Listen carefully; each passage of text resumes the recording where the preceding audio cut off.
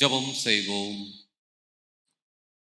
அன்பின் தந்தையே, அற்புதமாகவும் அதிசயமாகவும் எங்களை வழிநடத்துகின்ற வல்லவரே, நல்லவரே, உம்மை துதிக்கின்றோம், உம்மை போற்றுகின்றோம், உம்முடைய பாதத்தை பணிகின்றோம். இந்த நாளிலும் உம்முடைய திருப்பாதத்தை நாடவும், உம்முடைய திருப்பணியில் ஈடுபடவும், உம்முடைய திருமறையை உற்று நோக்கவும், திருவழிபாட்டில் ஈடுபடவும் நீர் எங்களுக்கு கொடுத்திருக்கின்ற தருணத்திற்காக நாங்கள் நன்றி செலுத்துகின்றோம். ஆண்டவரே, வெறுமையாக வந்திருக்கின்றோம், நிறைவாக நாங்கள் திரும்பி செல்ல நீர் உம்முடைய திருவார்த்தையை தந்து இந்த ஆராதனையினூടെ எங்கள் அனைவரையும் ஆஸ்வதிக்க வேண்டும் என்று எங்கள் கர்த்தராகிய இயேசு கிறிஸ்துவின் மூலமாய் வேண்டிக் கொள்கிறோம் பிதாவே, ஆமென்.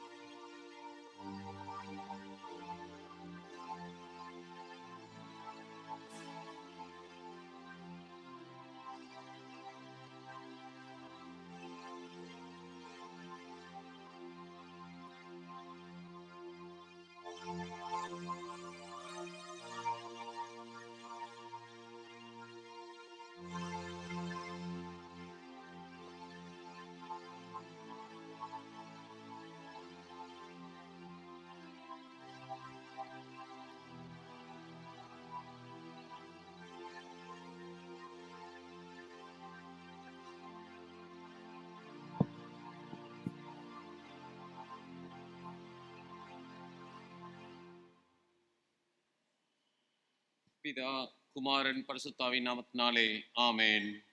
நம்முடைய ஆராதனைக்கு ஆரம்பமாக நாம் அனைவரும் நின்ற வண்ணமாக பாமாலைகளில் 333வது பாடலை பாடுவோம். பாமாலை எண் 333, 339.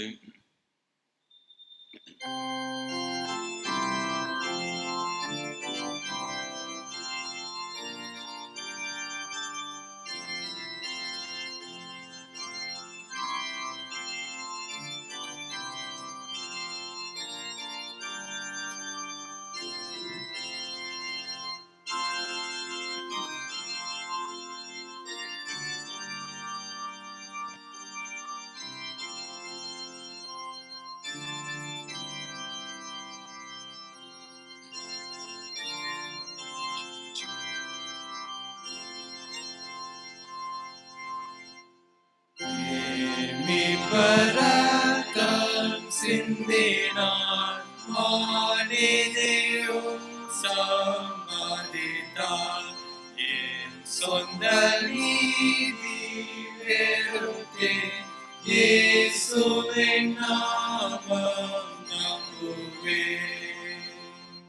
நானே கோபாரே கிறிஸ்துதான், வேரஸ்திவாரம் மனதான்,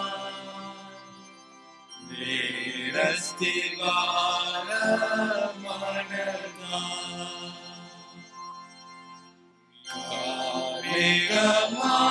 காரிகமாவன் முகத்தை மறைக்கும் காலம் அவரை போதும் போல நம்புவேன், மாறாதவர் என்றறிவேன்.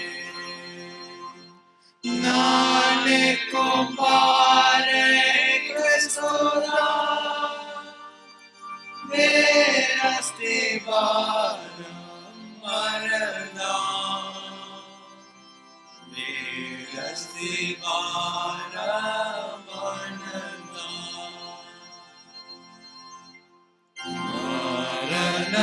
மரணமெல்லாம் பொங்கேனோ, என் மாம்சம் சோர்ந்து போயினோ, வாக்கு தாத்தமானையும்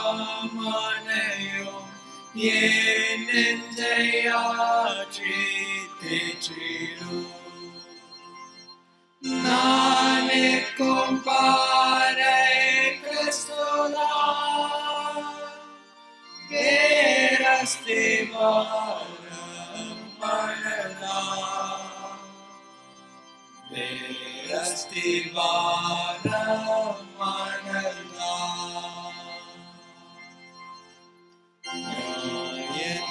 தீர்ப்பு காலத்தில் ஏகால சத்தம் கேட்கையில் அஞ்சேன் என் மீட்பர் நீதியே ஆனிதன் என்னை முழுவே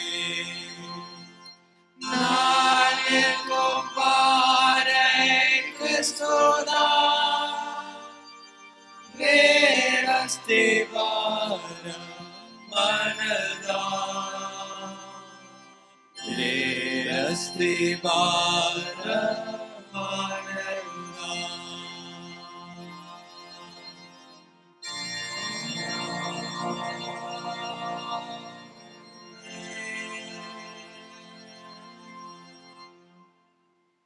நாம் அனைவரும் நின்ற வண்ணமாக காலை மாலை ஆராதனை முறைமைகள் புத்தகத்தில் 2ஆம் ஆராதனை முறையை பின்பற்றுவோம். பக்கம் 1, 2ஆம் ஆராதனை முறை. நாம் கடவுளை தொழுவோம். கடவுள் ஆவியாய் இருக்கிறார். அவரை தொழுது கொள்கிறவர்கள் ஆவியோடு உண்மையோடும் அவரை தொழுது கொள்ள வேண்டும். நம்முடைய பிதாவாகிய கடவுளாலும் கர்த்தராகிய இயேசு கிறிஸ்துவினாலும் உங்களுக்கு கிருபையும் சமாதானமும் உண்டாவதாக. இது கர்த்தர் உண்டு பண்ணின நாள். இதிலே களி கூர்ந்து மகிழ கடவோம். சூரியன் உதிக்கும் திசை தொடங்கி அது அஸ்தமிக்கும் திசை மட்டும் கர்த்தருடைய நாமம் துதிக்கப்படுவதாக. கடவுள் ஒளியாயிருக்கிறார். அவரில் எவ்வளவேனும் இருள் இல்லை. அவர் ஒளியாயிருக்கிறது போல நாமும் ஒளியிலே நடந்தால் ஒருவரோடு ஒருவர் ஐக்கியப்பட்டிருப்போம்.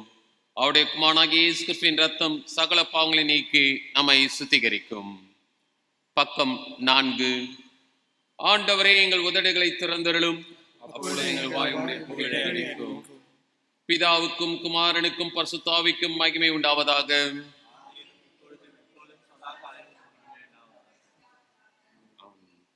நின்ற வண்ணமாக நாம் நம்முடைய திரியேக கடவுளை போற்றுவோம். பக்கம் 4, திரியேக கடவுளை போற்றுதல். சேனைகளின் கடவுளாகிய கர்த்தரே, நீர் பரிசுத்தர், பரிசுத்தர், பரிசுத்தர். வானமும் பூமியும் உமது மகிமையால் நிறைந்திருக்கின்றன. உன்னதத்திலே ஓசன்னா. கர்த்தரின் நாமத்தினாலே வந்தவரும் வருகிறவருமானவர் ஸ்தோத்திரிக்கப்பட்டவர். உன்னதத்திலே ஓசன்னா. கடவுளே, நீர் பரிசுத்தர். கடவுளே, நீர் பரிசுத்தர். சர்வ வல்லவரே, நீர் பரிசுத்தர். சர்வ வல்லவரே, நீர் பரிசுத்தர். சாவாமை உடையவரே, நீர் பரிசுத்தர். சாவாமையுடையவரே, நீர் பரிசுத்தர்.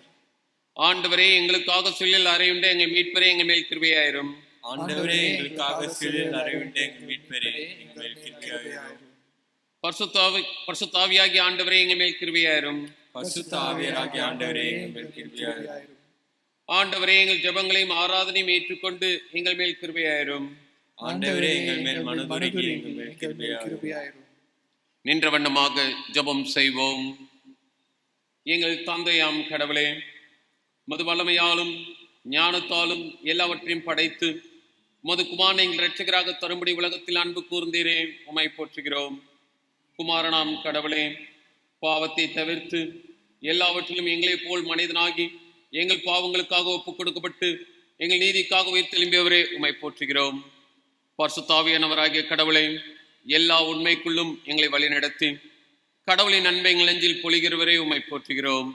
பிதா, குமாரன், பரிசுத்தாவியாகிய கடவுளே, உமக்கே எக்காலமும் எல்லா புகழும் மகிமையும் உண்டாவதாக. ஆமேன். நமக்கு பாவமில்லை என்பமையானால் நம்மை நாமே வஞ்சிக்கிறவர்களாவோம். நமக்குள் உண்மை இல்லை.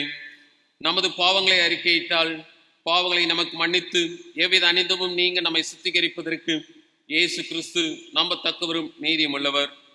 நான் எழுந்து என் தகப்பனிடத்திற்கு போய், தகப்பனை, பரத்குரோதமாகவும் உமது பார்வையிலும் பாவம் செய்தேன். இனி உம்முடைய மகன் என்று சொல்லப்படுவதற்கு நான் பாத்திரன் அல்லன். உம்முடைய கூலிக்காரரில் ஒருவனாக என்னை வைத்துக் கொள்ளும் என்பேன். கடவுள் ராஜ்யம் சமீபித்திருக்கிறது. மனம் திரும்பி சுவிசேஷத்தில் நம்பிக்கை வையுங்கள். நமது பலவீனங்களுக்காக பரிதவிக்க முடியாத பிரதான ஆசாரியர் நமக்கிராமல் எல்லா விதத்திலும் நம்மை போல் சோதிக்கப்பட்டும் பாவமில்லாத பிரதான ஆசாரியரே நமக்கு இருக்கிறார். ஆகையால் நாம் அனைவரும் முழங்கார் படியிட்டு மௌனமாக நம்மை நாமே சோதனை செய்வோமாக.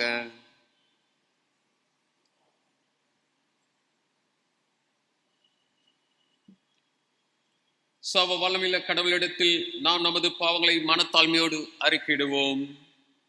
6ஆம் பக்கத்தில் இடம்பெற்றுள்ள முதலாவது பாவறிக்கை ஜெபத்தினை அனைவரும் இணைந்து செல்வோம். பக்கம் 6. சர்வ வல்லமையும் மிகுந்த இரக்கமுள்ள பிதாவே, தப்பிப்போன ஆடுகளைப் போல நாங்கள் உடைய வழிகளை விட்டு வழுவி அலைந்து போனோம். எங்கள் இருதயத்தின் யோசனைகளுக்கும் விருப்பங்களுக்கும் மிகவும் இணங்கி நடந்தோம். உமது பரிசுத்த கற்பனைகளுக்கு விரோதமாய் குற்றம் செய்தோம். செய்யத்தக்கவில்லை செய்யாமல் செய்யத்தகாதவர்களை செய்து வந்தோம். எங்களுக்கு சுகமே இல்லை. ஆனாலும் ஆண்டவரே, தேவரீர் எங்கள் ஆண்டவராகிய இயேசு கிறிஸ்துவின் மூலமாய் மனிதருக்கு அருளி செய்த வாக்குத்தத்தங்களின்படியே நிர்வாக்கியமுள்ள குற்றவாளிகளாகி எங்களுக்கு இறங்கும். தப்பிதங்களை அறிக்கிடுகிற எங்கள் மேல் பொறுமையாயிரும். பாவத்து நிமித்தம் துக்கப்படுகிற எங்களை சீர்படுத்தும். மிகவும் இரக்கமுள்ள பிதாவே, உம்முடைய பரிசுத்த நாமத்துக்கு மகிமை உண்டாகும்படி நாங்கள் இனி தேவ பக்தியும் நீதியும் தெளிந்து புத்தியும் உள்ளவர்களாய் நடந்து வர இயேசு கிறிஸ்து நிமித்தம் எங்களுக்கு கிருபை செய்தருளும். ஆமென். சர்வ வல்லமையும் மிகுந்த இரக்கமுள்ள ஆண்டவர் மன்னிப்பையும் பாவ நிவர்த்தியும் நமக்கு கட்டளை தருளி வாழ்க்கையை சீர்படுத்துவதற்கான காலத்தையும் தமது பரிசுத்தாவின் கிருபையையும் தேற்றுதலையும் தந்துள்வாராக. ஆமென். சபையார் அனைவரும் அமரும்படியாக அன்போடு அழைக்கின்றேன்.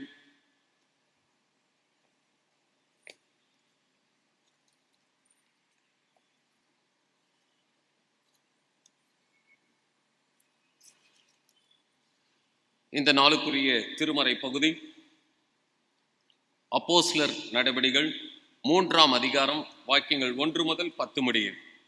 இந்த நாளுக்குரிய திருமறை பகுதி அப்போஸ்தலர் 3ஆம் அதிகாரம் வாக்கியங்கள் 1 முதல். ஜெப வேளையாகிய 9ஆம் மணி நேரத்திலே பேதுருவும் யோவானும் தேவாலயத்திற்கு போனார்கள். அப்பொழுது தன் தாயின் வயிற்றிலிருந்து சப்பானியாய் பிறந்த ஒரு மனுஷனை சுமந்து கொண்டு வந்தார்கள். தேவாலயத்திலே பிரவேசிக்கிறவர்களிடத்தில் பிச்சை கேட்கும்படி நாடோறும் அவனை அலங்கார வாசல் எனப்பட்ட தேவாலய வாசல் அண்டையிலே வைப்பார்கள். தேவாலயத்திலே பிரவேசிக்க போகிற பேதுருவையும் யோவானையும் அவன் கண்டு பிச்சை கேட்டான். பேதுருவும் யோவானும் அவனை உற்று பார்த்து, எங்களை நோக்கி பார் என்றார்கள். அவன் அவர்களிடத்தில் ஏதாகிலும் கிடைக்கும் என்று எண்ணி அவர்களை நோக்கி பார்த்தான். அப்பொழுது பேதுரு, வெள்ளியும் பொன்னும் என்னிடத்தில் இல்லை, என்னிடத்தில் உள்ளதை உனக்கு தருகிறேன். நசரேயனாகிய இயேசு கிறிஸ்துவின் நாமத்தினாலே நீ எழுந்து நட என்று சொல்லி வலது கையினால் அவனை பிடித்து தூக்கிவிட்டான். உடனே அவனுடைய கால்களும் கரடுகளும் பலன் கொண்டது. அவன் குதித்தெழுந்து நின்று நடந்தான். நடந்து குதித்து தேவனை துதித்து கொண்டு அவர்களுடனே கூட தேவாலயத்திற்குள் பிரவேசித்தான். அவன் நடக்கிறதையும் தேவனை துதிக்கிறதையும் ஜனங்கள் எல்லாரும் கண்டு தேவாலயத்தின் அலங்கார வாசல் அண்டையிலே பிச்சை கேட்க உட்கார்ந்திருந்தவன் இவன்தான் என்று அறிந்து அவனுக்கு சம்பவித்ததை குறித்து மிகவும் ஆச்சரியப்பட்டு பிரமித்தார்கள் என்பதே. வாசிக்க வேண்டிய திருமறை பகுதி வாசித்தாயிற்று. கிறிஸ்துவே உமக்கே மகிமை உண்டாவதாக.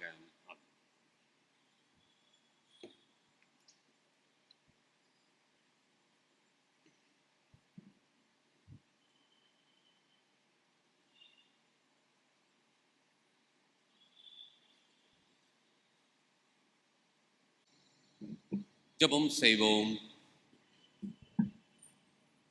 அன்பின் தந்தையே, எல்லா நாட்களிலும் எல்லா காலங்களிலும் எங்களோடு கூட இருக்கின்ற வல்லவரே, நல்லவரே, எப்போதும் எங்களுக்கு துணையாகவும் தூணாகவும் தூயவராகவும் காணப்படுபவரே, உம்மை துதிக்கின்றோம், உம்மை போற்றுகின்றோம், உம்முடைய பாதத்தை பணிகின்றோம். இப்போதும் தந்தையே, உம்முடைய வார்த்தைக்காக உம்முடைய சமூகத்தில் நாங்கள் காத்திருக்கின்றோம். உம்முடைய வார்த்தைகளை பெற்றுக்கொண்டு எங்களது வாழ்க்கையை உம்முடைய வார்த்தையின் அடிப்படையில் நாங்களே பயணிக்க நீர் எங்களுக்கு அருள் புரிய வேண்டும் என்று எங்கள் கர்த்தராகிய இயேசு கிறிஸ்துவின் மூலமாய் வேண்டிக் கொள்கிறோம் பிதாவே. ஆமென். கிறிஸ்துவுக்குள் அருமையானவர்கள், உங்கள் அனைவரையும் கர்த்தராகிய இயேசு கிறிஸ்துவின் திருப்பெயரில் வாழ்த்துகின்றேன். கடவுளின் பேர் அருளினால் இந்த நாளில் நாம் இந்த ஆராதனையை பெற்றிருக்கின்றோம். நம்முடைய வாழ்க்கையில் எதிர்பாராத காரியங்கள் இன்றும் நடந்து வருகின்றது. என்றும் நாம் எதுவும் சொல்ல முடியாது என்ற சூழல் நம்முடைய வாழ்க்கையின் சூழலாக இருக்கின்றது. அதன் மத்தியிலும் கடவுள் நம்மை அற்புதமாகவும் அதிசயமாகவும் அனுதினமும் ஆசீர்வதித்து அரவணைத்து அங்கீகரித்து வழி நடத்தி கொண்டிருக்கின்றார். அதை இந்த நாளிலும் சற்று உயர்த்தி பார்த்து எல்லாம் வல்ல இறைவனுக்கு நாம் நன்றி படையில் ஏறெடுக்க அழைக்கப்படுகின்றோம். இந்த நாளிலும் நம்முடைய சிந்தனைக்காக கொடுக்கப்பட்டு இருக்கின்ற தலைப்பு மாற்று திறனுள்ளோர் மாண்பும் சார்பு தன்மையும். Differently abled, dignified and dependence. பொதுவாக நம்முடைய சமுதாயத்தில் மனிதர்களை அவர்களது மனநிலை குறித்து மனநிலை சார்ந்து வகைப்படுத்தி விடுகின்றோம். அது முழுவதுமாக அவர்களது செயல்பாட்டினை வெளிப்படுத்தக்கூடியதாக இருக்கின்றது. பல நேரங்களில் மனிதனுடைய உடல் சார்ந்தும் மனிதனை வகைப்படுத்தி விடுகின்றோம். அவ்வாறு ஒரு காலகட்டங்களில் ஊனம் என்று சொன்ன வார்த்தையானது சற்று அதிகமாக புரிந்து கொள்வதற்கும் அதில் கடவுளுடைய இறையியல் குறிப்பு இருப்பதை வெளிப்படுத்துவதற்கும் அழகான வார்த்தைகள் சமுதாயத்தில் மலர்ந்தது. அதில் மாற்றுத்திறனாளிகள் என்ற வார்த்தை மிகவும் சிறப்பானது. அவர்களிடத்தில் இருக்கின்ற திறன் என்ன என்பதை நாம் புரிந்து கொள்ள வேண்டும் என்பதற்காக அந்த வார்த்தையானது நம்முடைய சமுதாயத்தின் பெற்றோரால் பெரியோரால் நமக்கு அருளப்பட்டது. சற்று அதிகமாக யோசித்து பார்க்கும்போது உங்களில் பலருக்கு நன்றாக தெரியும், பிளாக் பீப்புள் என்று சொல்லப்படுகின்ற நீக்ரோ மக்கள். இந்த நீக்ரோ மக்களை பார்த்தவுடன் நாம் அதிகமாக சொல்வதென்ன, இவர்கள் கருப்பாக இருக்கின்றார்கள் என்று. ஆனால் இன்றைக்கு உலகத்தின் நடப்பியலை யோசித்து பார்க்கும்போது, பழக்க வழக்கங்களை யோசித்து பார்க்கும்போது அவர்களைப் போல சிறந்த இசை வல்லுநர்கள் இல்லை, அவர்களைப் போல சிறந்த பாடகர்கள் இல்லை. இன்னும் அதிகமாக சொல்ல வேண்டும் என்றால் இரக்க உணர்வு என்பது அவர்களிடத்தில் இருக்கின்றது. இன்றைக்கு கலரோ நம்மிடத்தில் இருக்கின்ற தனித்தன்மையோ நம்மை வகைப்படுத்தாது, மாறாக நமக்குள்ளாக மறைந்திருக்கின்ற இறைத்தன்மைகள் தான் நம்மை வெளிப்படுத்தும். அதை புரிந்து கொள்வதற்காகத்தான் கடவுள் இத்தகைய காரியங்களையும் நம்முடைய சமுதாயத்தில் அனுமதிக்கின்றார். பல நேரங்களில் நம்முடைய குடும்ப வாழ்க்கையில் பல குழந்தைகளை பார்க்கின்றோம். சில குழந்தைகளுக்கு சில காரியங்கள் குறைவாக இருக்கும்போது பெற்றோரும் சரி, அந்த குடும்பத்தை சார்ந்து இருப்பவர்களும் சரி கேட்கின்ற கேள்வி என்ன, ஏன் இது நடந்தது, ஏன் இத்தகைய ஊனம் வந்தது? கிறிஸ்துவுக்குள் அருமையானவர்களே, அதிலும் பலருக்கு பாடம் இருக்கின்றது. அந்த ஊனமுள்ள குழந்தையை, அங்கு சற்று குறைவுள்ள குழந்தையை வளர்க்கின்ற பெற்றோருடைய மனநிலையை யோசித்து பாருங்கள். எப்படியாக சுமக்கின்றார்கள். இன்றைக்கு நாம் நம்மை பெரியவர்கள் என்று நினைத்துக் கொள்கின்றோம். அவர்கள் பெரியவர்களா, நாம் பெரியவர்களா? இன்றைக்கு நமக்கு நன்றாக குழந்தைகள் இருக்கின்றது, அதை வளர்ப்பதற்கே தடுமாறுகின்றோம். அதற்கு முன்மாதிரியாக இருப்பதற்கு நாம் தயங்குகின்றோம். ஆனால் அவர்கள் அந்த குழந்தையை கடவுள் கொடுத்து விட்டார், அந்த குழந்தை எங்களிடத்தில் வளர வேண்டும், அதை பாதுகாக்க வேண்டும். 1982 ஆண்டு போன்று அருள் திரு சன்னி ஏசிடியான் என்ற இறையியல் கல்லூரி ஆசிரியர், தமிழ்நாடு இறையியல் கல்லூரி ஆசிரியர், அவர் வீட்டில் நடந்த ஒரு மரண நிகழ்வு. அப்போது அங்கு பேசப்பட்டது, இந்த குழந்தை இறந்து விட்டது, ஆனால் இந்த அண்ணனும் இந்த அண்ணியும் இந்த குழந்தை எப்படியாக வளர்த்தார்கள் என்பதை யாராலும் வர்ணிக்க முடியாது என்று அந்த மரணத்தில் மாணவர்களாகிய பலர் பேசினார்கள். அதற்கு காரணம் என்ன? இது நமக்கு ஒரு முன்மாதிரி. அவர்கள் ஒரு முன்மாதிரியாக இருந்தார்கள். இத்தகைய குழந்தையை பெற்றெடுத்தவுடன் அவர்கள் அப்புறப்படுத்தி விடவில்லை, அவர்களை தனிமைப்படுத்தி விடவில்லை. ஆனால் அவர்களிடத்திலும் கருணை காட்டினார்கள். அன்பு என்பது அதிகமாக காணப்பட்டது. ஆகவேதான் கடவுள் அத்தகைய குழந்தையை அவர்களிடத்தில் கொடுத்து நமக்கு முன்மாதிரியாக வைத்தார். இன்றைக்கு பல நேரங்களில் நாம் செய்கின்ற தவறு என்ன தெரியுமா? வழிபாட்டிற்கு வருகின்றோம், நம்மை நாம் பெரிய ஆளாக காட்ட ஆசைப்படுகின்றோம். ஆனால் வழிபாட்டிற்கு வரும்போது நமக்கு அருகில், நமக்கு எதிரில், நமக்கு வழியில் இருக்கின்ற வித்தியாசமானவர்களை குறித்து நாம் யோசித்து பார்ப்பதில்லை. இன்றைக்கு அவ்வாறு யோசித்து பார்க்க வேண்டும். அத்தகைய விதத்தில் திருச்சபை மக்களாக திருச்சபை வழிபாட்டில் பங்கு பெற வேண்டும் என்பதற்காகவே இந்த தலைப்பானது நமக்கு கொடுக்கப்பட்டிருக்கின்றது. ஒருவேளை அப்போஸ்தலர் நடபடிகள் புத்தகத்தில் இது 3ஆம் அதிகாரத்திலேயே வருகின்றது. 2ஆம் அதிகாரத்தை பார்க்கும்போது அங்கு நாம் பார்க்கின்ற உண்மை என்ன? திருச்சபையின் பிறப்பு, திருச்சபையின் திறப்பு, அதில் இருக்கின்ற இறைவனுடைய வெளிப்பாடு. அங்குதான் மக்கள் 2ஆம் அதிகாரத்தில் ஒன்றாக கூடி வருகின்றார்கள். அங்கு ஒன்னஸ் இருக்கின்றது, ஓப்பன்னஸ் இருக்கின்றது, ஹோல்னஸ் இருக்கின்றது, திருச்சபை மலர்ந்து விடுகிறது. எங்கு திருச்சபை வளரும், எங்கு திருச்சபை உதயமாகும் என்பதற்கு ஆதாரமாக அப்போஸ்தலர் 2ஆம் அதிகாரம் இருக்கின்றது. அதனை தொடர்ந்து வருகின்ற 3ஆம் அதிகாரத்தில் என்ன சொல்லப்படுகின்றது? ஒரு மனிதனுடைய குறைபாடு, அதை பேதுரும் யோவானும் உற்று நோக்குகின்றார்கள். அந்த மனிதனும் உற்று நோக்குகின்றான். அங்கு கடவுளுடைய திருவிளையாடலை நாம் பார்க்க முடிகின்றது. கிறிஸ்துவுக்குள் அருமையானவர்களே, இங்கு இந்த மனிதனை கொண்டு நாம் சமுதாயத்தில் எப்படியாக மற்றவர்களை வழிநடத்த வேண்டும், யாருக்கு யாரை வெளிப்படுத்த வேண்டும் என்பதை நாம் புரிந்து கொள்ள வேண்டும் என்பதற்காக இந்த பகுதியானது நமக்கு கொடுக்கப்பட்டிருக்கின்றது. வாசிக்கின்ற அந்த திருமறை பகுதியில் முதல் 2வது வாக்கியத்தை நான் வாசிக்கின்றேன். அப்பொழுது தன் தாயின் வயிற்றில் இருந்து சப்பானியாய் பிறந்த ஒரு மனுஷனை சுமந்து கொண்டு வந்தார்கள். கிறிஸ்துவுக்குள் அருமையானவர்களே, இங்கு நாம் முதலாவதாக பார்க்கின்ற உண்மை என்ன? உடல் நிலை, the physical condition of a person. ஒரு மனிதனுடைய, ஒரு இண்டிவிஜுவலுடைய உடல் சார்ந்த நிலையை நாம் பார்க்கின்றோம். அங்கு என்ன சொல்லப்படுகின்றது?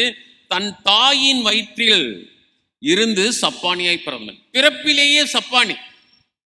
அந்த குழந்தையை பார்த்தவுடன் ஒரு நிமிடம் அந்த தாய் சந்தோஷப்பட்டிருப்பாள், மறு நிமிடம் அந்த குழந்தையின் கால்களை பார்த்தவுடன் வித்தியாசமான சிந்தனை வந்திருக்கும். சந்தோஷமும் இருந்திருக்கும், சலனமும் இருந்திருக்கும், சந்தேகமும் வந்திருக்கும், சத்தியத்தை குறித்த கேள்வியும் அங்கு வந்திருக்கும்.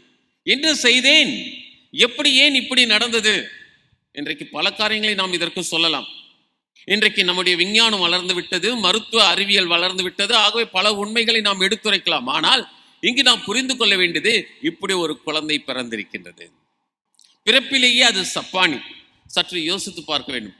10 மாதம் சுமந்த அந்த தாய் சுமக்கும் போது அந்த 10 மாதம் நிறைவு பெற்று பிறக்கும் வரையிலும் எத்தகைய சிந்தையோடு இருப்பால், அழகான, அற்புதமான, அதிசயமான, அருமையான குழந்தையை நான் பெற்றெடுப்பேன்.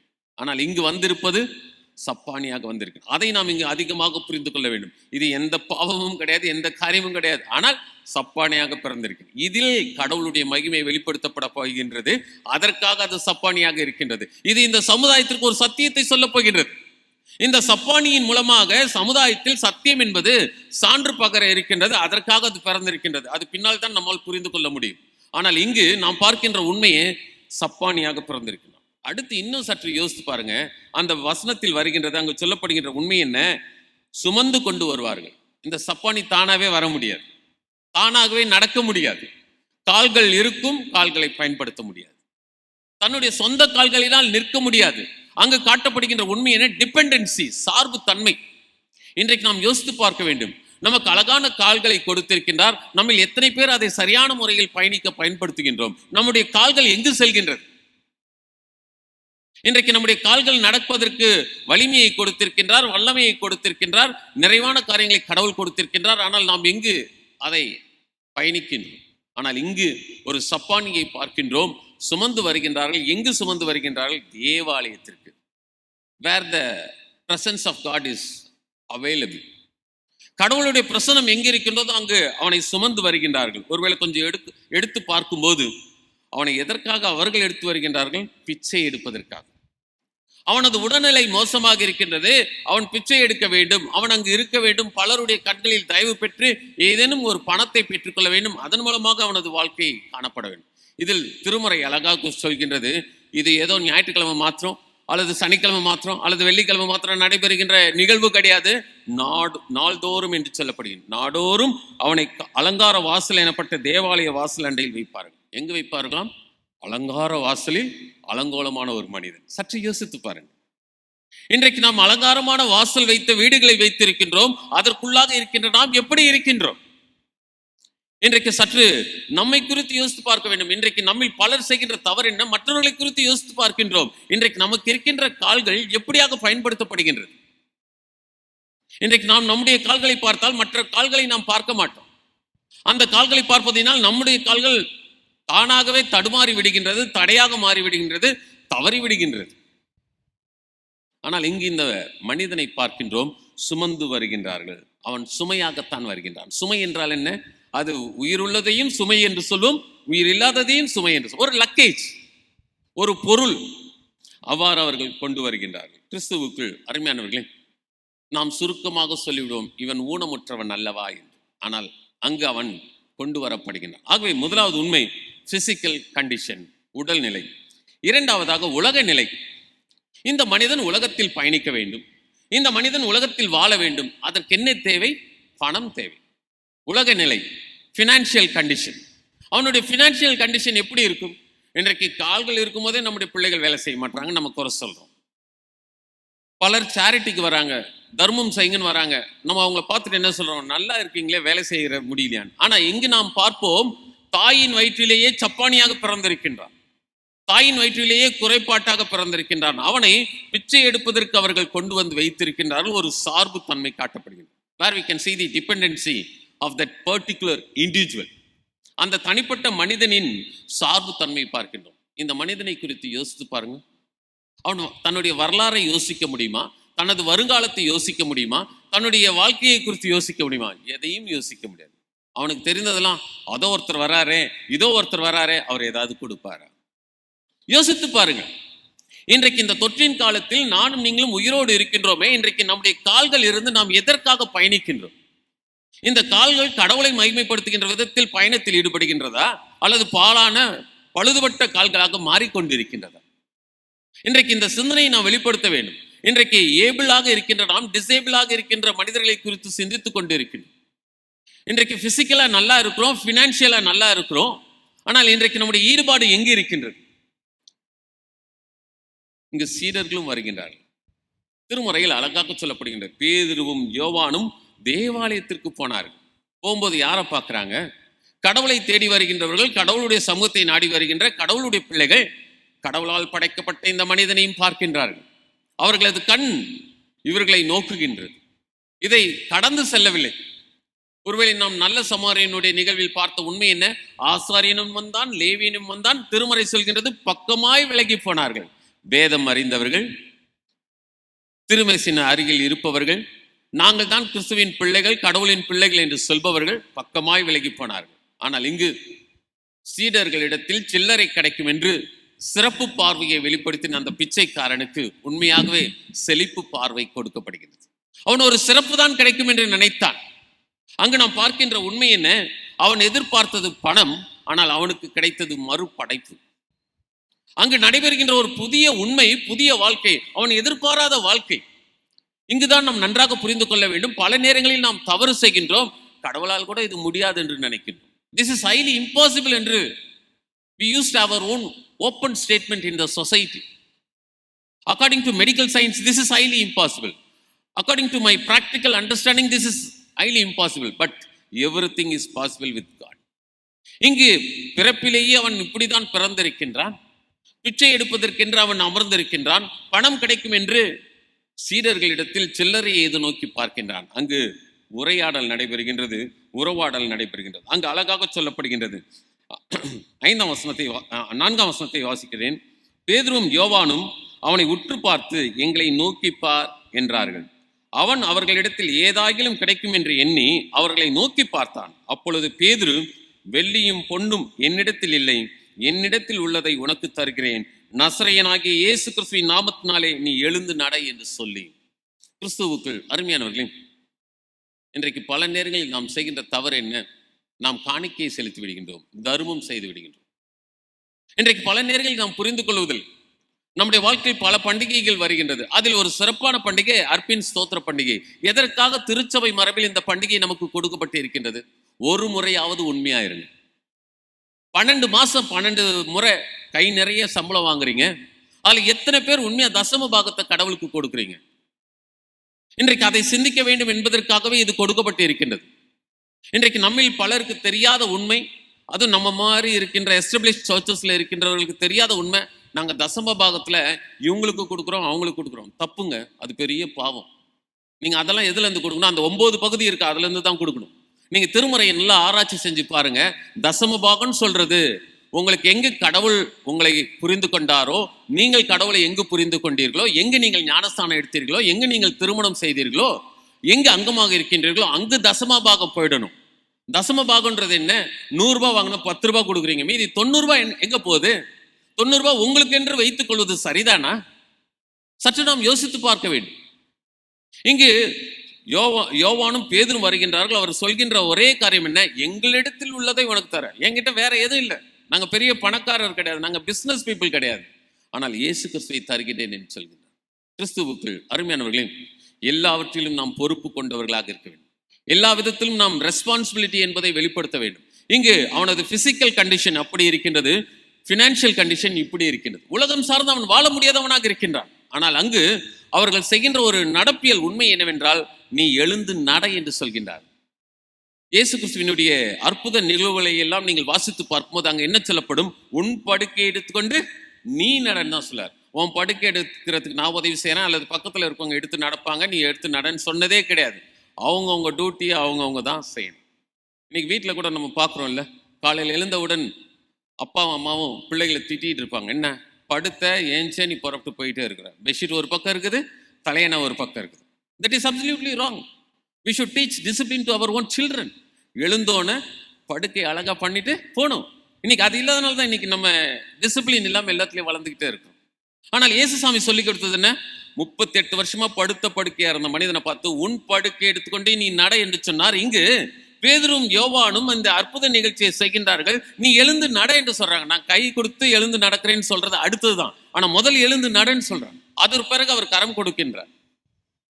இன்றைக்கு நாம் நம்முடைய கால்களை பயன்படுத்த அழைக்கப்படும். மற்றவர்களுடைய கால்களை பார்ப்பதற்கு நமக்கு எந்தவித உரிமையும் இல்லை. கடவுளுடைய காலை பார்க்கணும், அவருடைய ஃபுட் ஸ்டெப்ஸை நம்ம பயன்படுத்தணும், அதை பார்த்து நாம் பயணிக்க வேண்டும். ஆகவே இரண்டாவதாக நாம் பார்த்த உண்மை உலக நிலை. உலக நிலையில் அவனுக்கு பற்றாக்குறை உண்டு. அங்கு சீடர்கள் குறுக்கிடுகின்றார்கள். சீடர்களிடத்தில் அவன் எதிர்பார்த்தது சிலரை தான் எதிர்பார்த்தான். அவனுக்கு சிறப்பு கிடைத்தது, செழிப்பான வாழ்க்கை கிடைத்தது, புதிய வாழ்க்கை கிடைத்தது.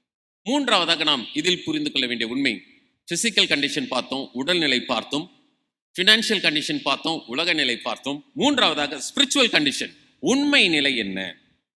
இன்றைக்கு பலர் இந்த நிகழ்வை சிந்திக்கும் போது சற்று வேறு விதமாக சிந்திப்பார்கள். ஆனால் நாம் இப்படியாக புரிந்து கொள்ள வேண்டும் என்றால், கடவுள் அனைத்திலும் தன்னுடைய திருவிளையாடலை நிலைப்படுத்துகின்றார். அனைத்திலும் தன்னுடைய கிருபையின் தன்மையை வெளிப்படுத்துகின்றார்.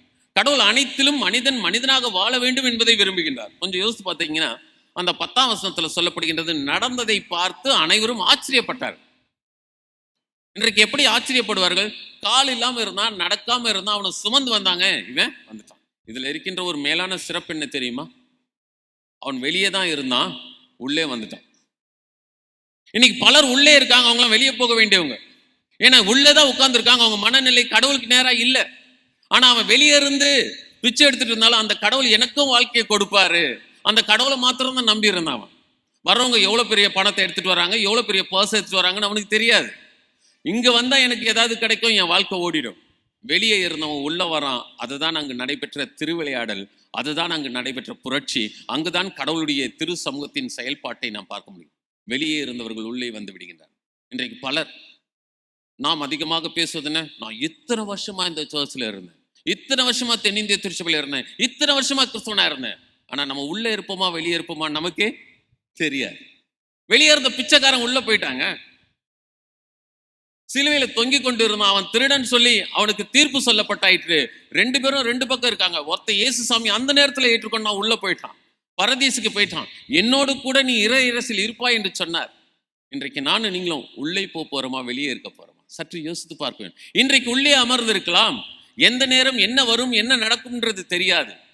அதுவும் நாம் இருக்கின்ற காலகட்டங்கள் கடைசி காலகட்டங்களில் இருந்து கொண்டு இருக்கின்றோம். இப்போது திருந்தவில்லை என்றால் வாழ்க்கையில் சிறப்பு என்பதில்லை. ஆகவே கடவுளுக்கும் கடவுளுடைய காரியத்திற்கும் கடவுளுக்கு கொடுப்பதிலும் நாம் நேர்மையானவர்களாக இருக்க வேண்டும்.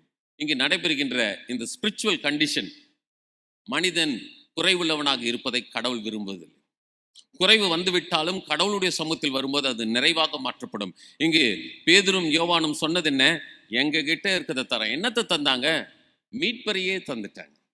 அந்த மீட்பரை அவனுக்கு உச்சரித்ததினால், அந்த மீட்பரை அவன் நம்பினதினால் அவன் மீட்பு பெற்றுக்கொண்டான். இன்றைக்கு நம்மை பார்த்து பல பெந்தகோஸ்து திருச்சபை நண்பர்கள் கேட்கிறாங்க, உங்களுக்கு ஆவியின் அபிஷேகம் இருக்கா? நீங்க ரட்சிக்கப்பட்டு இருக்கீங்களா? உடனே நானும் நீங்கள் என்ன பண்றோம்? தலையை பார்க்கிறோம் அல்லது தரையை பார்க்கிறோம் அல்லது மண்ணை பார்க்கிறோம். பதில் சொல்ல தெரியல. தாராளமா சொல்லுங்க, நான் ரட்சிக்கப்பட்டு இருக்கின்றேன் என்று சொல்லுங்கள், நான் அபிஷேகம் பெற்று இருக்கின்றேன் என்று சொல்லுங்கள். பரிசுத்த பவுலடிகளார் 1 கொரிந்தியர் 12ஆம் அதிகாரம் 3ஆம் வசனத்தில் அழகாக சொல்கின்றார், யாராக இருந்தாலும் இயேசு கிறிஸ்துவை ஆண்டவர் என்று சொன்னால் அவன் ரட்சிக்கப்பட்டவன். நீங்க நானும் மாத்திரம் கிடையாது. பஸ்ல போற பெரிய பொட்டு வச்சிருக்க ஒரு அம்மா ஒரு ஆக்சிடென்ட் நடக்கும்போது ஏசப்பான்னு சொல்லுதே, அதுவும் ரட்சிக்கப்பட்ட பெண்மணி தான். யார் யார் தங்களது வாயினால் இயேசுவை ஆண்டவர் என்று உச்சரிக்கின்றார்களோ அவர்கள் ரட்சிக்கப்பட்டவர்கள். இதுதான் 1 கொரிந்தியர் 12ஆம் அதிகாரம் 3ஆம் வசனத்தில் பரிசுத்த பவுலடிகளார் சொல்லுகின்றார். இன்றைக்கு நானும் நீங்களும் நன்றாக புரிந்து கொள்ள வேண்டும், நம்முடைய ஸ்பிரிச்சுவல் கண்டிஷன் எப்படி இருக்குது. பிசிக்கல் கண்டிஷன் நல்லா இருக்குது, ஃபினான்ஷியல் கண்டிஷன் நல்லா இருக்கு, ஆனால் நம்முடைய ஸ்பிரிச்சுவல் கண்டிஷன் எப்படி இருக்கு? இந்த மகனுக்கு 2 நல்லா இல்லை, 3வது நல்லதா கடவுள் மாற்றி கொடுத்து விட்டார். இன்றைக்கு ஆராதனைக்கு வந்திருக்கிறோம், ரொம்ப சந்தோஷமா இருக்கு. மற்ற சர்ச்சஸை விட அட்டெண்டன்ஸ் நல்லா இருக்கு. ஆனால் இன்னும் நாம் அதிகமாக வளர வேண்டும். நம்முடைய திருச்சபை இன்னும் அதிகமாக கடவுளுடைய சமூகத்தில் நெருங்க வேண்டும். இன்னும் பலரை வரவழைக்க வேண்டும். இருக்கைகளில் இறை அடியார் அதிகமாக காணப்பட வேண்டும்.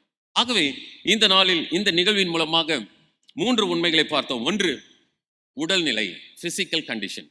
2வதாக பார்த்தது உலக நிலை, ஃபினான்ஷியல் கண்டிஷன். 3வதாக பார்த்தது உண்மை நிலை. கடவுள் என்ன உண்மை நிலை வச்சிருக்கார்? மனுஷனா இருக்கணும், எந்த குறைவோடு இருக்கக்கூடாது. Spiritual condition. நேற்று தினத்தில் ஒரு புத்தகத்தை வாசித்துக் கொண்டிருந்தேன். அதில் போடப்பட்டிருந்த நிகழ்வு என்பது எனக்கு மிகவும் பிடித்திருந்தது. என்னை உலுக்கியது, என்னை அதிகமாக வழி நடத்தினது. மருத்துவமனையில் அமர்ந்த வண்ணமாக அதை வாசித்துக் கொண்டிருந்தேன். ஒரு குள்ளமான மனிதன் இருக்கின்றான். அவன் தான் பெரியவன் என்று தன்னுடைய கிராமத்தில் வெளிப்படுத்த வேண்டும் என்பதற்காக ரன்னிங் ரேஸ் வைக்கிறான். அந்த ரன்னிங் காம்படிஷனுக்கு பெரிய அளவில் பணத்தை செலவு பண்ணி விளையாட்டுத்துறை சார்ந்து ஒழுங்கு செய்கின்றான். இவன் ஓட போகின்றான். இவனோடு ஓடுவதற்கு அவனே 2 பேரை தெரிவு செய்கின்றான். இவன் மிகவும் குள்ளமானவன். இருவரையும் அழைக்கின்றான். பெரிய நோட்டீஸ்லாம் போடப்படுது. இவன் சமூகத்தில் பெரிய ஆளாக இருந்ததினால், பணம் இருந்ததினால் பெரிய அளவில் விளம்பரம் செய்யப்படுகிறது. ரன்னிங் காம்படிஷன் ரேஸ் அங்கு நடைபெறுகிறது. பெரிய கூட்டம். அதில் ஒரு ஞானம் படைத்த ஒரு ஆசிரியரும் இருந்தார், ஒரு வயதானவரும் இருந்தார், ஒரு பாட்டிமாவும் இருந்தாங்க. அவங்க 2 பேரும் கூட வந்திருந்தாங்க. அப்போது விசில் ஊதப்பட்டது. ஓட்டம் ஓடிக்கொண்டே இருந்தது. இறுதியில் இந்த குள்ள மனிதன், இந்த லிட்டில் பர்சன் வெற்றி பெற்றதாக வாகை சூடப்பட்டான். உடனே ஒரே கைத்தட்டல், பாராட்டுதல். அவனை பாராட்டினார். அப்போது அவன் சொன்னான், இந்த ஒரு ரவுண்டோடு இந்த இது முடியவில்லை. அந்த ஆர்கனைசர் கிட்ட அவன் கொடுத்த இன்ஸ்ட்ரக்ஷன் அடிப்படையில் அவர்கள் சொல்லுகின்றார்கள், இது ஒரு ரவுண்ட் அல்ல, இன்னும் 2-3 ரவுண்ட் இருக்குது. மறுபடியும் 2 புதிய நபர்களை அழைத்தார்கள். அவர்கள் இன்னும் திடகாத்திரத்தன்மை கொண்டவர்களாக இருந்தார்கள். மறுபடியும் இந்த ரேஸ் ஆரம்பிக்கப்பட்டது. ஓடினார்கள். மறுபடியும் இதே மனிதன், அதை மறைமுகமாக ஒழுங்கு செய்த அதே மனிதனை வெற்றி பெற்றான். ஒரே கைத்தட்டுதல், பாராட்டுதல். இவனை போல ஓட்டம் செய்யக்கூடியவர்கள் இல்லை என்று சொல்லப்பட்டது. 3வதாக ரேஸ் உண்டா இல்லையா என்று சொல்லும்போது அங்க ஞானம் படைத்த ஒரு ஆசிரியர் வந்திருந்தாரே, அவர் சொன்னார், மறுபடியும் நாம் ரேஸ் நடத்துவோம், let us have the running competition அப்படின்னு சொன்னார். உடனே இவன் சொன்னான், ஓகே வரட்டும், 2 பேர் யாராவது வரட்டும், நான் அவங்களோட சேர்ந்து ஓடுறேன், நான் தான் ஜெயிப்பேன் அப்படின்னு. அப்போது இந்த ஆசிரியர் அங்கிருந்த அந்த முதியவரையும் அவரது துணைவியாரையும், முதியவருக்கு கண்ணு தெரியவில்லை, அந்த தாயாருக்கு நடக்க முடியவில்லை, 2 பேரையும் அழைத்து வந்து இவனையும் நிறுத்தி ரன்னிங் ரேஸ்ன்னு சொன்னார். கண்ணு தெரியாதவ இந்த அம்மாவுக்கு ஓட முடியாது. இவன் நிற்கிறான். ரன்னிங் ரேஸ்க்கு விசில் ஊதப்பட்டது. இவன் ஓடினா ரொம்ப சுலபமா லைனை தான். ஆனா யாரும் கை தட்டல, யாரும் பாராட்டல. எல்லாரும் இந்த 2 பேரை தான் பார்த்துக்கிட்டு இருந்தாங்க. முடிஞ்ச பிறகு அந்த ஆசிரியர் கேட்டார், என்ன யாருமே கை தட்டல, நீ ஓடி வந்துட்ட, யாருமே உன்னை பாராட்டல. அப்போது அந்த ஞானம் படைத்த ஆசிரியர் சொன்னாரு, மறுபடியும் ரேஸ் வைக்கிறேன், இது உனக்கு கொடுக்கப்பட்ட சான்ஸ். மறுபடியும் நீ கைத்தட்டுதலை பெற முடியும், மறுபடியும் பாராட்டுதலை பெற முடியும். இப்போது மறுபடியும் ரேஸ் என்று சொன்னார். சற்று சிந்தித்து செயல்படு, உன் வாழ்க்கையை குறித்து யோசித்து செயல்படு என்று அந்த ஆசிரியர் அந்த மகனிடத்தில் கூறினார். ரேஸ்க்கு அந்த கண்ணு தெரியாத முதியவரும் அவரது தள்ளாடக்கூடிய வயதில் இருந்த துணைவியரும் வந்து நின்றார்கள். இருவரும் கைகோர்த்து நின்றார்கள். இவன் நடுவில் சென்றான். இருவருடைய கைகளையும் பிடித்துக்கொண்டு விசில் ஊதப்பட்டவுடன் இருவரிடம் பேசி மூவருமாக மெதுவாக நடந்து அந்த எல்லை கோட்டை அடைந்தார்கள். கைத்தட்டல் மற்ற 2 தடவை தட்டினதை விட அதிகமானதாக இருந்தது. அப்போது அந்த ஆசிரியர் கூறினார், மனிதனே, winning is not so important, running is so important. நீ எப்படி நடக்கின்றாய், எப்படி ஓடுகின்றாய் என்பது முக்கியம். எந்த வழியிலே நீ ஓடிடலாம். நீயே உனக்கென்று 2 பேரை நியமித்துக் கொண்டு ஓடினாய், அடுத்த 2 பேரை நியமித்துக் கொண்டு ஓடினாய், வெற்றி வாகை சூடினதாய் உன்னை வெளிப்படுத்தினாய். ஆனால் இந்த 2 பேரை நான் கொடுத்தேன், முதல் தடவை தோல்வி அடைந்து விட்டாய். ஆனால் 2வது தடவை நீ ஞானமாக கடவுள் கொடுத்த அறிவை பயன்பட இவர்களை சேர்த்து கொண்டு நீ ஓடினாயே, எடுத்துக்கொண்டு அந்த இடத்திற்கு வந்தாயே, அதுதான் சிறப்பு, அதுதான் நல்ல ஒரு முறை.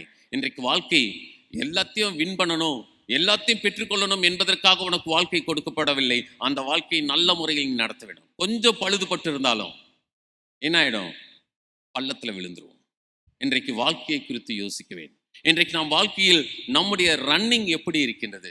வின்னிங் பெருசல்ல, வின் பண்றது ரொம்ப சுலபம். ஆனால் அந்த ரன்னிங் எந்த பாதையில போய், இன்னைக்கு பல நேரங்களில் யோசித்து பாருங்க, குறுக்கு வழியில் பலர் பெரியவராக ஆசைப்படுகின்றார், குறுக்கு வழியில் பணக்காரராக ஆசைப்படுகின்றார்கள். ஆனால் எதிர்காலம் எப்படி இருக்கின்றது? யாரை ஏமாற்றினார்களோ அவர்கள் ஏமாற்றப்படுவதை நாம் பல நேரங்களில் பார்க்க முடிகின்றது. இன்றைக்கு கர்த்தர் நம்மோடு இருக்கின்றார். இன்றைக்கு நம்மை விட குறைவில் இருப்பவர்களை நாம் கைகோர்த்து அணைத்து செல்லும் போது அங்கு நிறைவு என்பது ஏற்படுத்தப்படும். அந்த முதியவர், அந்த தாயார் அந்த மகனுடைய கையை பிடித்து அந்த எல்லைக்கோட்டை தாண்டியவுடன் அங்கு கைத்தட்டல் அதிகமாக இருந்ததாம். இன்றைக்கு நம்முடைய வாழ்க்கையில் நாம் பரலோகத்திற்கு செல்ல வேண்டும் என்றால், இறையரசுக்கு செல்ல வேண்டும் என்றால், செல்ல வேண்டும் என்ற எண்ணத்தோடு அந்த செல்லுகின்ற பாதை செவ்வையான பாதையாக இருக்கணும். அந்த பாதையை நாம் சிந்திப்போம், வாழ்க்கையை சீர்படுத்திக் கொள்வோம். ஜெபம் செய்வோம். அன்பின் தந்தையே, நீர் எங்களது வாழ்க்கையில் நிறைவான காரியங்களை தருவதற்கு குறைவான காரியங்களை அனுமதிக்கின்றீர். அந்த குறைவை நிறைவுபடுத்த உம்முடைய திருக்கருவிகளாக எங்களை பயன்படுத்துகின்றீர். அதற்காக நாங்கள் நன்றி செலுத்துகின்றோம். சிந்தித்த நாங்கள் தொடர்ந்து செயல்பட நீர் எங்கள் அனைவரையும் ஆசீர்வதித்து வழி நடத்த வேண்டும் என்று எங்கள் கர்த்தராகிய இயேசு கிறிஸ்துவின் மூலமாய் வேண்டிக் கொள்கிறோம் பிதாவே. கர்த்தருடைய வார்த்தையை பெற்றுக்கொண்ட நாம் அனைவரும் எழுந்து நின்று நம்முடைய விசுவாசத்தை அப்போஸ்தலர் விசுவாச பிரமாணத்தின் மூலமாக உறுதி செய்வோம். அனைவரும் எழுந்து நின்று சொல்லுவோம். வானத்தையும் பூமியையும் படைத்த சர்வ வல்லமையுள்ள பிதாவாகிய தேவனை விசுவாசிக்கிறேன். அவருடைய ஒரே குமாரனாகிய நம்முடைய நாதர் இயேசு கிறிஸ்துவையும் விசுவாசிக்கிறேன். அவர் பரிசுத்தாவினாலே கன்னிமரியாள் இடத்தில் உற்பவித்து பிறந்தார். பொந்து பிலாத்துவின் காலத்தில் சிலுவையில் அறையுண்டு மரித்து அடக்கணப்பட்டு பாதாளத்தில் இறங்கினார். 3ஆம் நாள் மரித்து ஒரு இடத்திலிருந்து எழுந்தருளினார். பரமண்டலத்துக்கு ஏறி சர்வ வல்லமையுள்ள பிதாவாகிய தேவனுடைய வலது பரிசத்திலே வீற்றிருக்கிறார். அவ்விடத்திலிருந்து உயிருள்ளோரையும் மரித்தோரையும் நியாயம் தீர்க்க வருவார். பரிசுத்தாவியை விசுவாசிக்கிறேன். பொதுவாக இருக்க சபையும் பரிசுத்தவான்களுடைய ஐக்கியமும் பாவ மன்னிப்பும் சரீர உயிர்த்தெழுதலும் நித்திய ஜீவனும் உண்டென்று விசுவாசிக்கிறேன். ஆமேன். சபையார் அனைவரும் அமரும்படியாக அன்போடு அழைக்கின்றேன்.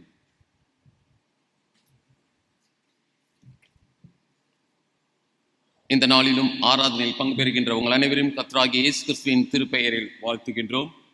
ஒரு சில அறிவிப்புகளை பேராயம் சார்ந்து நம்முடைய சேகரம் சார்ந்து நான் உங்களோடு பகிர்ந்து கொள்கின்றேன். நம்முடைய சேகரத்தின் சார்பாக நம்முடைய சென்னை பேராயத்தில் முழு நேர குருத்துவ பணிக்கு விண்ணப்பிக்க விரும்புகின்றவர்கள் விண்ணப்பிக்கும்படியாக அழைக்கப்படுகின்றீர்கள். குறைந்த படிப்பாக பட்டம் பெற்றவர்களாக இருக்க வேண்டும். 10 வருடம் சென்னை பேராயத்தில் அங்கமாக இருந்திருக்க வேண்டும். அவர்கள் முழு நேர குருத்துவ பணிக்கு, அதாவது ஆயர் திருப்பணிக்கு விண்ணப்பிக்கலாம். வருகின்ற நவம்பர் மாதம் 14ஆம் நாள் 2வது ஞாயிற்றுக்கிழமை கடவுளுக்கு சித்தமானால் அன்றைய தினத்தில் நாம் நம்முடைய சேகரத்தின் அர்ப்பின் ஸ்தோத்திர பண்டிகையை நடத்த இருக்கின்றோம்.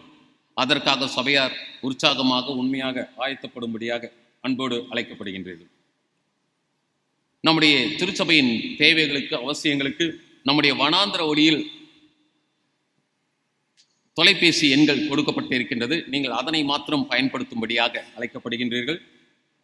முதல் பக்கத்தில் இருக்கு, கடைசி பக்கத்திலும் இருக்கின்றது. அதை நீங்கள் பயன்படுத்தும்படியாக அன்போடு அழைக்கப்படுகின்றீர்கள். முன்னாள் ஆலய அக்கௌண்டண்டாக இருந்த திரு ஸ்டீஃபன் அவர்களது அலைபேசி எண்ணை பயன்படுத்த வேண்டாம் என்று அழைக்கப்படுகின்றீர்கள்.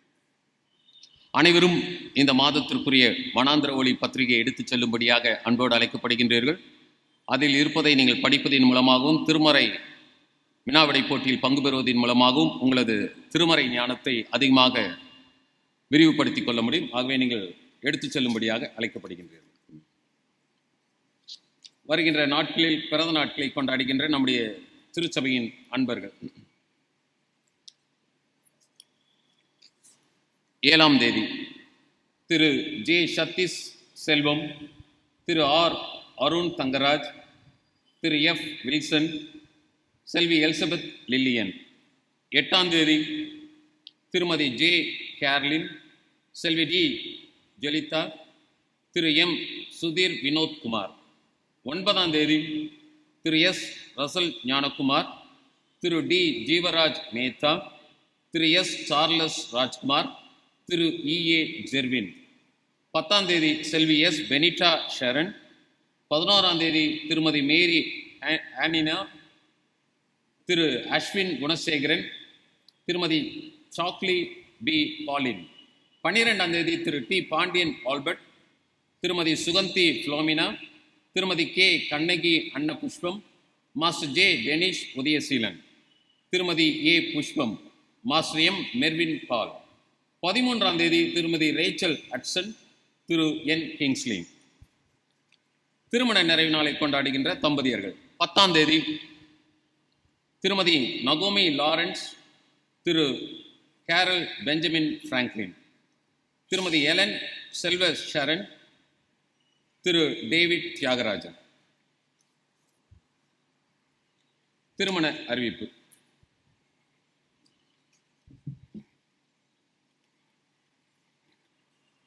நம்முடைய சிஎஸ்ஐ சென்னை பேராயம் நமது சிஎஸ்ஐ ஜான் த பேப்டிஸ்ட் சர்ச்சை சேர்ந்த திரு எஃப் பிலிப் ராஜன், திருமதி எஸ் சுகந்தி ரயன் அவர்களின் மகள் டாக்டர் கே கரன் ஜோஸ்பின் என்பவருக்கும், அயனாவரம் சிஎஸ்ஐ தூய யாக்கூபு ஆலயத்தை சேர்ந்த திரு ஜே மான்சிங், திருமதி ஸ்மைலின் மான்சிங் என்பவர்களின் மகன் டாக்டர் எம் ஐசக் ஸ்வீட்சன் என்பவருக்கும் திருமணம் நடைபெற இருக்கிறது.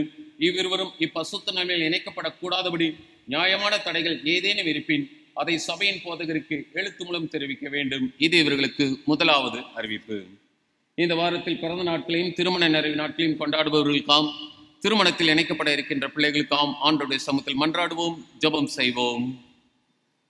அன்பின் தந்தையே, திருச்சபை குடும்பத்தின் தலைவராக இருந்து உம்முடைய திருநாமத்தின் மகிமையை தனிப்பட்ட வாழ்க்கையிலும் குடும்ப வாழ்க்கையிலும் திரு குடும்ப வாழ்க்கையிலும் நீர் வெளிப்படுத்தி வருகின்றீர். அதற்காக நாங்கள் நன்றி செலுத்துகின்றோம்.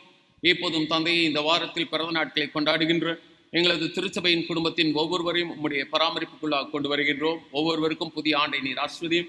ஆண்டவரே, புதிய ஆண்டில் அவர்களுக்கு நீர் கொடுத்திருக்கின்ற கிருபையின் காலங்களை அவர்கள் புரிந்து கொண்டு உம்முடைய கிருபையை அதிகமாக உயர்த்தி பார்த்து உமக்கென்று வாழ நீர் அருள் தாரும். அவர்களது தேவைகளின் அவசியங்களை நீர் சந்தித்தலும்.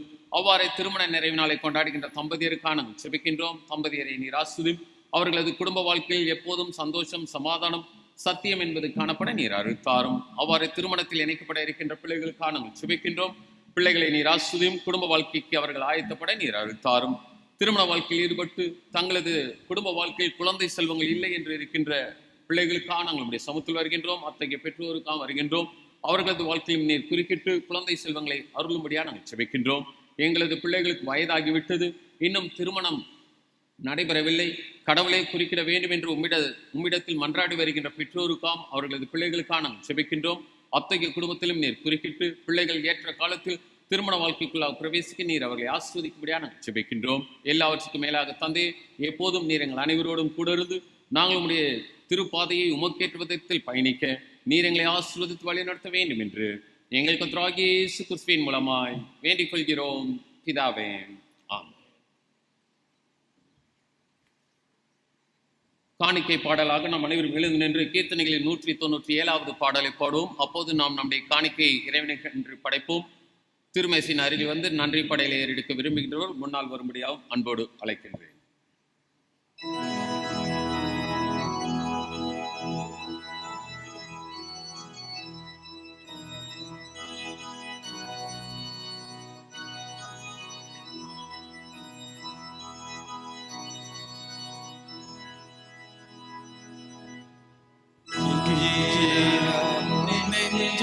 அஞ்சிடாதே நல்ல கீழகத்தை பீடினி விசுவாச கீழகத்தை பீடினி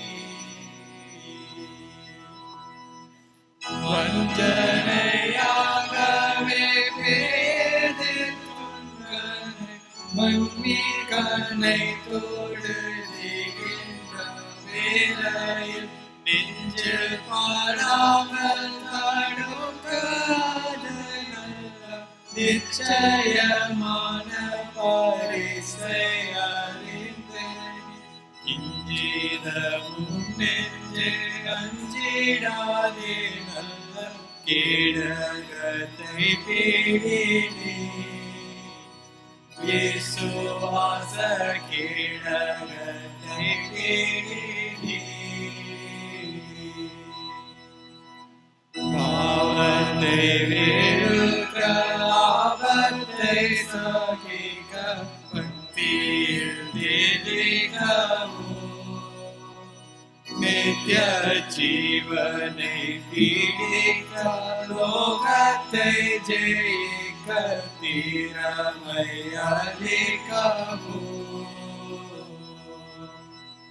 சாவே உன் கோரெங்கே பாதாளமே உன் ஜயம் எங்கே என்று நீ கூவே கலிக்கவும் தேவனுகந்துனை தானங்கீகரிக்க செய்யவுமே அது திவ்ய நல்லாயுரம் கிஞ்சிரமும் நெஞ்சே பஞ்சிராதே நல்ல கேடகத்தை பேணி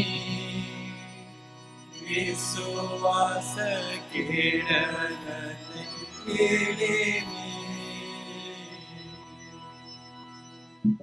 பண்டைய ரத்த பரிசையினாலல்லோ கண்டடைந்த பேரு நல்ல தொண்டனாவே முதலான வைதிகரை தொகுத்து விட்டேரு பின்னுரைய பெருகும் தேயானைகளும் பெரிய சிங்கத்தின் வாயை அடைத்தரும் கண்டிதமாய் வெற்றி கொண்டது மாம்பழ காரியங்களையும் பாரிது மாஜயம் இங்கீதமே நெஞ்சே அஞ்சிடாதே நல்ல கேடகத்தை பேணி விசுவாச கேடகத்தை பேணி.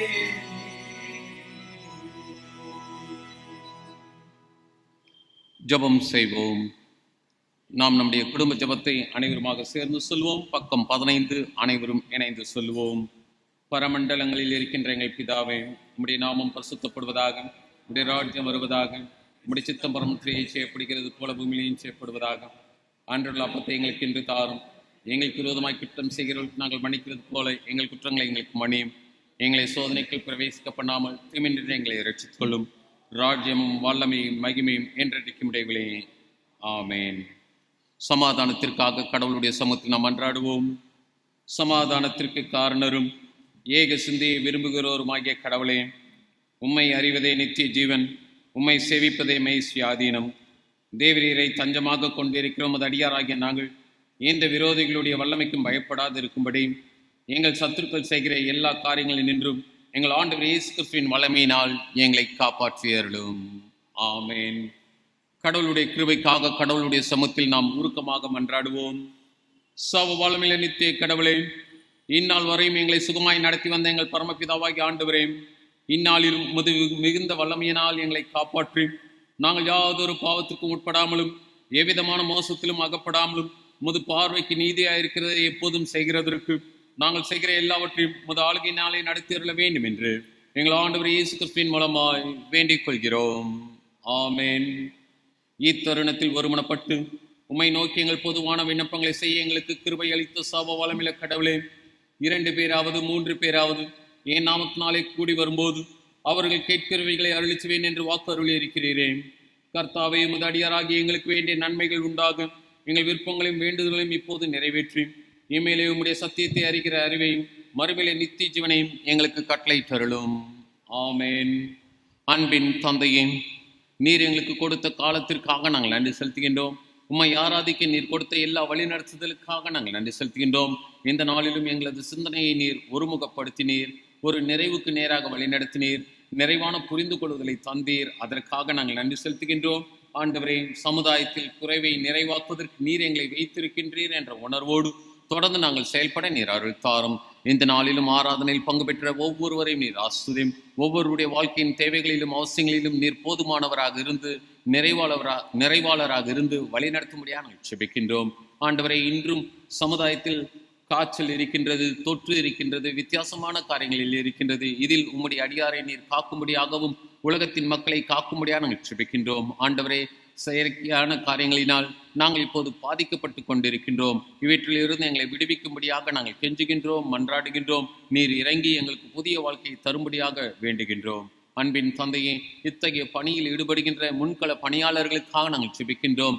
அவர்களுக்கு இருக்கின்ற கஷ்டத்தை நீர் அறிவீர், அவர்களுக்கு இருக்கின்ற சோர்வை நீர் அறிவீர், அவர்களுக்கு இருக்கின்ற கலக்கத்தை அறிவீர், அவர்களுக்கு இருக்கின்ற ஆபத்தை நீர் அறிவீர். ஆகவே நீர் தாமே அத்தகைய நபர்களையும் அவரவர் குடும்பங்களையும் அதிகமாக ஆசீர்வதிக்கும்படியாகவும் காக்கும்படியாக நாங்கள் செபிக்கின்றோம்.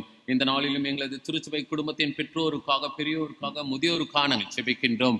வயதான காலத்தில் நீர் தாமே அவர்களோடு கூட இருந்து இந்த தட்பவெட்ப நிலையில் ஏற்பட்டிருக்கின்ற மாற்றங்களினால் அவர்கள் பாதிக்கப்படாமல் நீர் அவர்களை பாதுகாத்து பராமரித்து வழிநடத்தும்படியாக நாங்கள் செபிக்கின்றோம். வயதான காலத்தில் அவர்கள் எடுத்துக்கொள்கின்ற உணவுப் பொருட்களிலும் மருந்து பொருட்களிலும் நீர் அவர்களுக்கு ஆசீர்வாதத்தை அருளும்படியாக நாங்கள் செபிக்கின்றோம். ஆரோக்கியத்தை தரும்படியாக நாங்கள் செபிக்கின்றோம். எங்களது குடும்பத்தின் பெண்களுக்காக நாங்கள் செபிக்கின்றோம். ஒவ்வொருவரையும் நீர் வழிநடத்தும். ஒவ்வொருவரும் செய்கின்ற வீட்டின் பணிகளுக்காகவும் அவர்கள் ஈடுபடுகின்ற அலுவலக பணிகளுக்காகவும் பயணங்களுக்காக நாங்கள் செபிக்கின்றோம். அனைத்திலும் நீர் அவர்களோடு கூட இருந்து நிறைவின் பாதையில் உம்முடைய அடியாரை வழிநடத்தும்படியாக நாங்கள் செபிக்கின்றோம். அன்பின் தந்தை, எங்களது குடும்பத்தின் ஆண்களுக்காக நாங்கள் செபிக்கின்றோம். அவர்கள் மேற்கொள்கின்ற கரடு முரடான பாதைகளிலும் பணிகளிலும் நீர் அவர்கள் பக்கத்தில் இருந்து பணியை அவர்கள் நல்ல முறையில் செய்யவும் பசுமையை குடும்பத்திற்கு கொண்டு வரவும் நீர் அருள் தாரும். எங்களது குடும்பத்தின் வாலிப பிள்ளைகளுக்காக நாங்கள் செபிக்கின்றோம். ஆண்டவரே, வாலிப பிள்ளைகள் பெற்றோர் பெரியோரால் தவறான முறையில் வழிநடத்தப்படாமல் உண்மையான சத்தியத்தின் அடிப்படையில் வழிநடத்தப்பட நீர் அவர்களுக்கு ஏற்ற தருணத்தையும் நல்ல சூழலையும் ஏற்படுத்தி தரும்படியாக நாங்கள் செபிக்கின்றோம். வாலிப பிள்ளைகள் அனைத்தையும் பகுத்தறிந்து உம்முடைய திருமறையின் அடிப்படையில் தங்களது வாழ்க்கை பயணத்தை பயணிக்கும் நீர் அருள் தாரும். எங்களது குடும்பத்தின் சிறு பிள்ளைகளுக்காக நாங்கள் செபிக்கின்றோம். ஆண்டவரே, சிறு பிள்ளைகள் சார்ந்து இந்த தொற்றின் காலத்தில் பல பயங்கள் எங்களுக்கு இருக்கின்றது. ஆகவே பிள்ளைகளை நீர் காக்கும்படியாக நாங்கள் செபிக்கின்றோம். ஒவ்வொரு நாளும் குறைந்தது 100 பிள்ளைகள் இத்தகைய தொற்றினால் பாதிக்கப்படுவதாக புள்ளி விவரங்கள் சொல்லுகின்றது. அதிலிருந்து பிள்ளைகளை நீர் விடுவிக்கும்படியாக நாங்கள் செபிக்கின்றோம். அன்பின் தந்தையே, இப்போதும் உம்முடைய திருப்பணிக்கென்று நாங்கள் படைத்திருக்கின்ற காணிக்கையை நிறைவேற்று ஆசீர்வதித்து அங்கீகரித்து தரும்படியாக நாங்கள் செபிக்கின்றோம். காணிக்கையை தந்த கரங்களையும் இல்லங்களையும் இதயங்களையும் நீர் ஆட்கொள்ளும். அங்கு உம்முடைய இருப்பு என்பது எப்போதும் இருக்கவும் அதன் மூலமாக அவர்களது வாழ்க்கையின் இருப்பு என்பது நிலையானதாக நிறைவானதாக காணப்படும். ஆஸ்வதியம். ஆண்டவரே, இந்த நாளிலும் இரவு நேரத்திற்குள்ளாக செல்ல இருக்கின்றோம். நீர் இந்த நாளின் நிறைவிலும் எங்களோடு கூட இரும். நல்ல உறக்கத்தை தாரும். காலையில் எழுந்திருக்கவும் புதிய கிருபையை பெற்றுக்கொண்டு உமக்குரியவர்களாக நாங்கள் பணியையும் பயணத்தையும் மேற்கொள்ள நீர் எங்களை ஆசீர்வதித்து வழிநடத்த வேண்டும் என்று எங்கள் கர்த்தராகிய இயேசு கிறிஸ்துவின் மூலமாய் வேண்டிக் கொள்கிறோம் பிதாவே. ஆம். தேவனுடைய இரக்கமுள்ள கிருபைக்கும் பராமரிப்புக்கும் உங்களை ஒப்புவிக்கிறோம். பிதா, குமாரன், பரிசுத்தாவியாகிய சர்வ வல்லமை பொருந்தின கடவுளுடைய ஆசீர்வாதம் உங்களுக்குள்ளே இருந்து எப்போதும் உங்களோட நிலைத்திருக்க கடவது.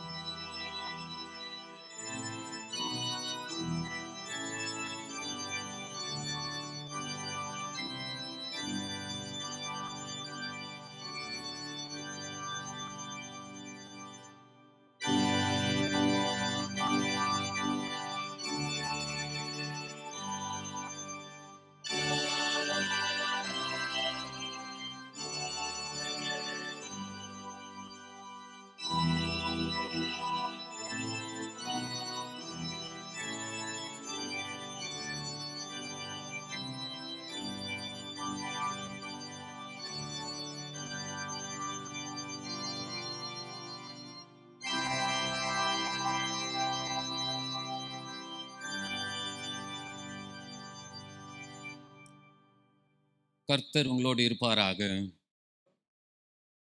சமாதானத்துடனே சென்று வருவோம்.